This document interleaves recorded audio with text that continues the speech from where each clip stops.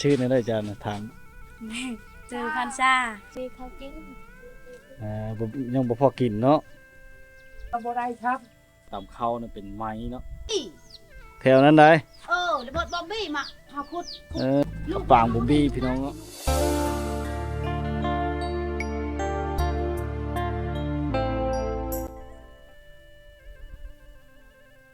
ครับทักทายสบายดี FC ทุกคนนะวิดีโอนี้ฮะก็มาอยู่ที่หมู่บ้านแสลดเนาะเมืองเชโปนแขวงชนเขตยามเช้าเนาะต่อจากวิดีโอที่แล้วเนาะมื้อนี้เฮาก็มาทักทายยามเช้าบรรยากาศหนาวเย็นนะฤดูหนาวพี่น้องอันนี้ตุ้มเอ็นหรือตุ้มป่าเนาะชื่อเอ็นก็ได้ชื่อป่าก็ได้เนาะอยู่ชนบทเขตชนเผ่าบูรูจะแตกต่างกันกับชนเผ่าลาวเขาเจ้าใส่เอ็นเนาะหมู่บ้านนี้นี่ห่างไกลแต่เทศบาลเมืองกันหลายกิโลเลยพี่น้องเนาะ50 ปลายกิโลแหละมาฮอดพี่เนาะบรรยากาศหนาวๆนี่ยามเช้าหมู่บ้านนี้เขาปลูกกาแฟเลยปลูกกาแฟเนาะมาพี่ก็มาสิฮอดชายแดนลาวแล้วพี่น้องเป็นหมู่บ้านชายแดนลาวเวียดนามเลยเนาะอากาศหนาวเย็นในฤดูกาลนี้เนาะเพื่อนกับเจ้าเป็นหลังน้อยๆเลยมากาแฟเนาะแต่ไม่ก็ฮอดฤดูกาลเก็บมากาแฟย่ำมันสุกเดือนซี่ได้ทุกคนเนาะมีแต่โซนกาแฟทั้งหมดยับไปข้างพระนั้นจะเป็นภูเขาเนาะอ้อมห้อมด้วยภูผาวิวธรรมชาติที่สวยงามเนาะหมู่บ้านนี่ทุกคนบ้านนี้ก็ได้ไฟฟ้าแล้ว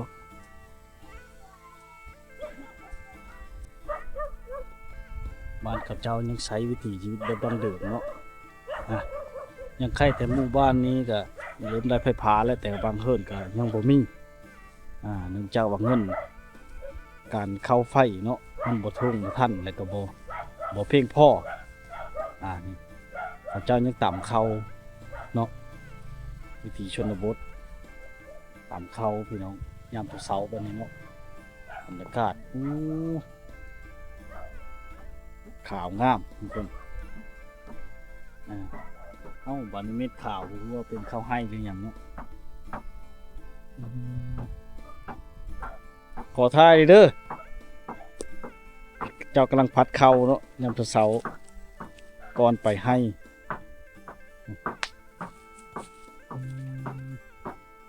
จะเป็นภูเขาอ้อมรอบด้วยภูเขานะบรรยากาศชายแดนลาวเวียดนามลองไปเนาะหมู่บ้านนี้ชนหลายจะเห็นนั้นพวกตามเขาเนี่ยเป็นไม้เนาะเป็นโก้เลยทุกคน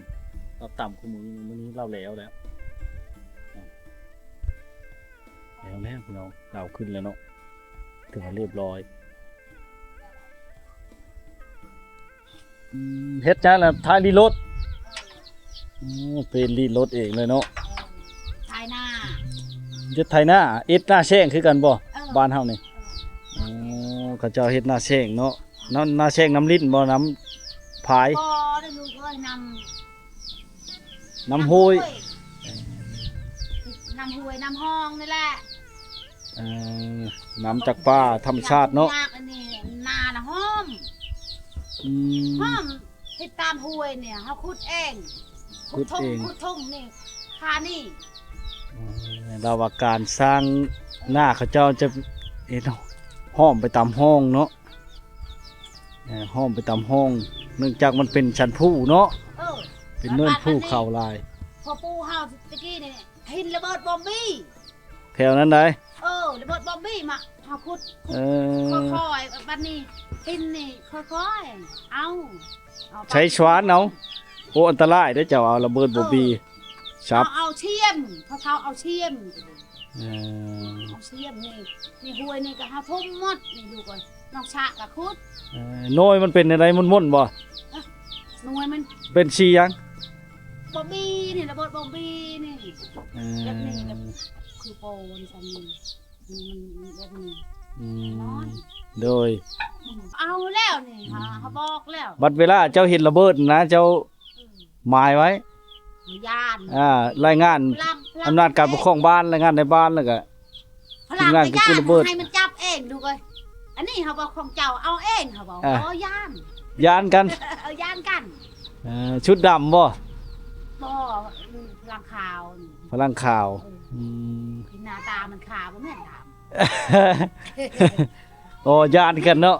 นี่อันนี้บ่กระปางมันบ่มีหยังนี่ ำนี่จ้ะโอ้ฟางบอมบี้ โอ้กระปางบอมบี้ ฟางบอมบี้นี่เนาะ โอ้นำใช้เป็นประโยชน์เฉยทุกคนนี่แต่เจ้าเอามาปลูกพักใช่ อเมริกมูนอันนั้นจากของอเมริกานี่เนาะ ของอเมริกาแล้ว ของอเมริกานี่อันนี้อ่ะ กระปางบอมบี้พี่น้องเนาะ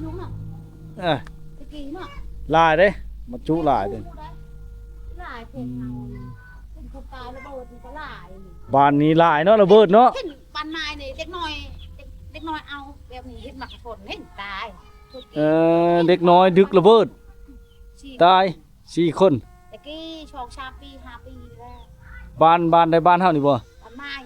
มันไหม้ นาในไกลจะเดินเรียน อยู่ชายแดนนี่ลายเนาะระเบิดเนาะบ้านเจ้า เที่ยวหาอยู่กัน โอ้อันตรายพี่น้อง จากอยู่ชายปกติไม่ยาทางอยู่คุมบอมชี้เรื่องเรื่องแบบนี้ก็หลายนี่แบบนี้ตะกี้ สีเหลืองๆมีปีกลุ้นมีปีกนะ แล้วแถวนี้เขาเอาหมดแล้วคนเขา แถวแคมผู้นี่บ่เนินผู้นี่บ่ นี่ถึงเป็นเพียงนี่ แถวป่ามันต้นนี่แหละพี่น้องเนาะเราว่าระเบิดหลายเขาเจ้ามาทำลายให้กับเฮ็ดให้บ่มีความปลอดภัยอยู่นะหมู่บ้านนี่เนาะนี่เขาเจ้าตักน้ำมาแต่ป่าพี่น้องมาแต่สายห้วยมากินเลยไปชักเครื่องเนาะย่ำเสาๆนี่เด็กน้อยเขาเจ้าก็แล่นลิ้นอยู่เนาะย่ำเสาเขาก็เกียมไปขึ้นให้เลยทุกคนเนาะ มันเป็นจีนหายอ๋อ โอ้น้ำมันสีเขียวเนาะ เออ แป๊กนะคน อันนี้น้ำมันมาแต่ลาวเขาแต่ปั๊มน้ำมันลาวจะเป็นสีแดง มาแต่เวียดนามเลยสีเขียว เจ้าซื้อมาแต่ฝุ่งแต่เสียงฝุ่งเมืองหัวแขวงกวางกิ๊ก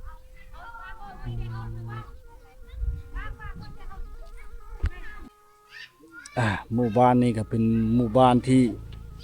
ปลูกกาแฟหลายเนาะพี่น้องเบิ่งแถวแคมเฮิร์ดแคมบ้านพี่เนาะบ้านสะแลนหลายเนาะเฮิร์ดเขาก็เป็นเฮิร์ดที่หลังบ่ใหญ่หลังเล็กๆชมบรรยากาศในบ้านเขาเจ้าเนาะประมาณ7 โมงนี่เขาเริ่มต่ำเขาอยู่แล้วโอ้ให้น้ำมันขึ้นให้บ่เลยไหมเฮิร์นเอ็ดเฮิร์นเราจะเอ็ดเฮิร์นไหมพี่น้องเนาะน้ำมันเอ็ดช่างบ่นี่นะโอ้น้ำมันรถจักรมอเตอร์ไซค์พี่น้องเนาะมันจะเป็นสีเขียวเนาะมาแต่ประเทศเวียดนามบ่โอ้แปลกเนาะถ้ามาแต่ประเทศไทยจะเป็นสีแดงได้ทุกคน มาไว้30 ลิตรโลดมันจะไปแล้วก็เย็นซื้อรถจักรก็ไปฝาแอมเฮิร์นนี่คักเนาะ แบบบ่มีเพเลยอันนี้จะเป็นเล็กกระฟุยเล็กกระลุ่มมีอย่างต่างๆเอามาเฮ็ดแปรรูปมาเป็นฝาเฮิร์นสบายเลยหาไม้มันยากเดี๋ยวนี้หาไม้ยากแล้ว ย่างนี้กันแปรปล่อยแบเลยเนาะพี่น้องแบมันจะหาอยู่หากินตามธรรมชาตินี่สาวๆปลาไหมพี่น้องเนาะ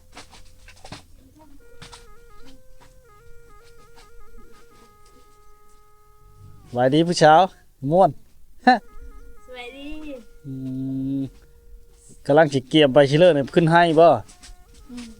ขึ้นให้ช่องให้น้องบ่เนี่ย นี่ขายกัน เเพนเลิศเป็นเอ้ยเป็นน้องเนี่ยขายกันเลยเจ้าเป็นเอ้ยบ่ บ่แม่น เอ้ย จะเป็นน้อง ชื่อนั่นเลยจ้านะถาม ซื้อพันชา ชาวพันษายังเฮียนอยู่บ่ บอ ไม่ได้เฮ็ดแล้วออกแล้ว อืม ไก่บ้องเฮ็ดบ้านเฮานี่ บอได้ใกล้แล้ว กาเกียมจิกขึ้นให้ไปมันชอยน้องเลย อ๋อผู้สาวงามพี่น้องเนาะบ้านทะเลน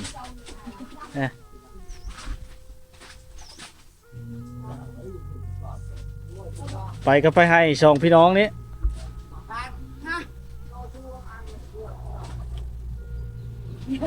ไปงามก็กันพี่น้องเนาะสองพี่น้องมาอยู่ใกล้กันเนี่ยโมโหไปเป็นเนื้อเป็นน้องเลยนะคือบักฟ้าเพศนะ สาบเอ้ยน้องขี้เอ้ยค่อย อันนี้เลยนี่ก็เอ้ยค่อย เป็นสามสาวบ่ท่านได้ช่างครอบครัวจะคนเลย สาวโสดขนมประจำหมู่บ้านเนาะชื่อนั่นเลยใช่เอ้ยจันนี่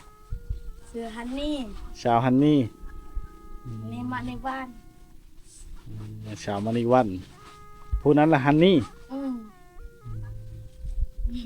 โอ้ยลูกจะน้องชาวลาแล้วสิได้ครอบครัวก่อนเลยเนาะ ใครอยากมาเที่ยวมาชมเนาะบ้านชะเลนพี่น้องมีผู้สาวเนาะบ่ได้พูดกับเพียบอ่ะ โอ้แต่มันบลายต้อง มันยังมีหลาย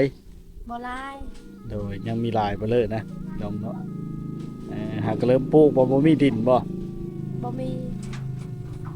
บ้านที่เจ้าบ่ค่อยได้อันปลูกข้าวเนาะอาศัยเก็บกาแฟนี่นะขายพอได้ซื้อข้าวบ่ ซื้อมันบ่ซื้อกับบ่มีข้าวกิน บ่ยังบ่พอกินเนาะโอ้สามสาวโสดเนาะพี่น้อง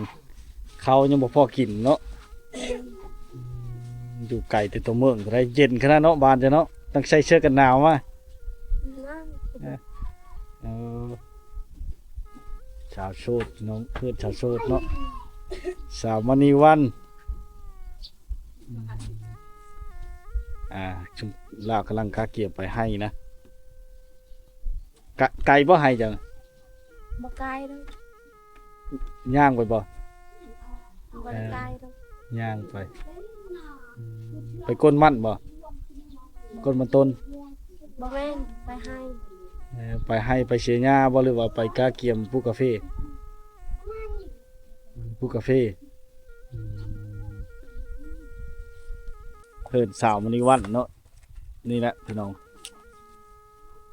เพิ่นแล้วเนาะติดกับทางก็ได้บ้านแล้วเนาะหากก็ได้ไฟฟ้าเป็นเฮือนชานเล็กๆเนาะ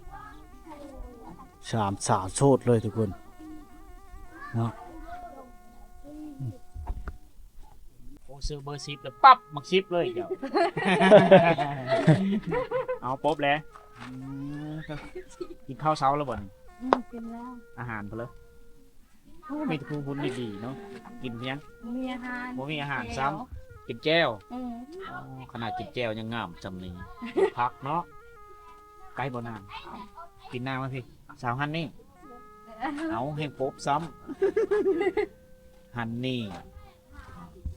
ซื้อผู้เป็นเอยเนี่ยผู้เป็นเอยเนี่ยหุ่มห่างจะน้อยกว่าน้องคนนั้นเป็นเอยกกคนที่1คนที่2คนที่3เสื้อดำ3,000โอ้เกมจะไปดำหน้าบ่ เออ ใส่กระตาเนาะตาติดเข่าไปน้องเลิศนะผู้ชาวจกบ่ไปดำหน้าบ่มีระเบิดบ่บ้านเฮาเนี่ยระวังเด้ บ่มีระเบิด บ่มีแต่ผู้สาวเนาะไปแล้วพี่น้องผู้พากันย่างไปเลยเนาะสาวๆก็ไปเฮ็ดหน้าเลยนำหน้าประทางเลยเอ้ยไผเนาะสามพี่น้องสามสาวโสดน้องเลยเนาะไปแล้วผู้ย่างได้ย่างไปแล้วเนาะครับเศร้าหน้าไหมเงียบสงบดีขึ้นบ้านหลังนี้เนาะนี่แหละยังเป็นผาไม้ธรรมชาติเนาะเอามาจากป่าทุกคนเปลี่ยนแปลงหลังนี้สร้าง แต่ว่าพื้นเขาเจ้าเต็มตารางเนาะ จะด้วยบ่อาหารไปเลย พื้นแบบดั้งเดิมบูห่านเลยทุกคน อยู่สอง กำลัง เท่า จ้าโดย บาระจุยยะ อย่าให้เราเอา เอาจ้าจ้า เชิญเชิญ ลูกหลาน จ้า ไปเฮ็ด จ้า เด็กไปแล้วก่อนเจ้าเนี่ยก็ตาอันนะ คนเก่า เอาบ่มีลูกบ่มีหลาน อยู่กันสองเท่าเลย มาไปคือยาเลยอ่ะตอนแทมยังยาว ได้แต่ลูกผู้หญิงเสมอเฮิดโผเบิดเลยอ๋อก็เลยอยู่สองเท่า สวนมะพริกกับเจ้าทุกคน อันนี้กำลังกาเนาะไม่ไหมเจ้าโฮดอยู่เนาะบรรยากาศหนาว ใช่นี่ยากเนาะ ๆแถวนี้ก็ยังมีควายบ่ว่าแต่ย่ามแรงย่ามผลเลยเขตนี้เขาเจ้าจะต้องได้ไล่ไปเลงตลอดเลยเนาะแต่ชวายแล้วเขาเจ้าอ้อไล่ไปต้องมีผู้เลงเลยเต็มไปด้วยโฉดกาแฟเนาะคนหมู่บ้านนี่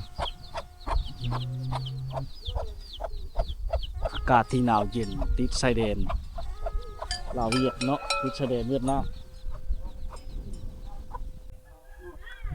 ที่หมู่บ้านชนบทนี่เนาะยามเช้าๆหรือว่ายามแล้งเขาเจ้าจะได้ผิงไฟใช้ความอบอุ่นจากไฟเนาะได้ทุกคนเนื่องจากว่าเครื่องนุ่งของถืออย่างต่างๆมันจะขาดแคลนนะคือเห็นเนาะบรรยากาศที่ชนบทเนาะและพี่น้องตื่นมากก็จะไปหาอยู่หากินแบบธรรมชาติหรือว่าบางบ่อนเฮ็ดหน้าเนาะเฮ็ดหน้าแซงตามห้องเนาะ